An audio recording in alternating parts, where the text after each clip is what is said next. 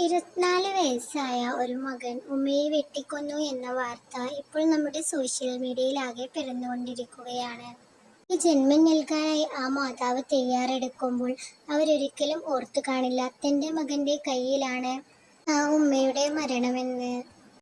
മോനെ, എനിക്ക് വേദനിക്കുന്നുണ്ടടാ.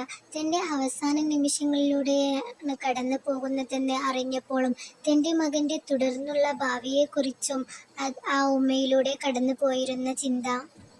തനിക്ക് നേരെ കൊലക്കത്തിയുമായി തൻ്റെ പൊന്നുമകൻ പാഞ്ഞടുക്കുമ്പോഴും ആ ഉമ്മ കരുതിക്കാണില്ല അവൻ്റെ കരങ്ങളിലാണ് ആ ഉമ്മയുടെ അവസാന യാത്ര എന്ന്. ഉപ്പയില്ലാഞ്ഞിട്ട് പോലും തൻ്റെ മകനെ തനിച്ച് അത്രമേൽ ത്യാഗം സഹിച്ച് വളർത്തിയതിന് ആ ഉമ്മാക്ക് മകൻ കൊടുത്ത നന്ദി. ആവുന്ന കാലത്ത് മകനെ ഊട്ടി വളർത്തിയപ്പോൾ ആ ഉമ്മ ദീർഘകാലം ചിന്തിച്ചു കാണണം. വാർദ്ധക്യകാലത്ത് തനിക്കൊന്ന് കൂട്ടാവുമെന്ന് തൻ്റെ പൊന്നുമകൻ.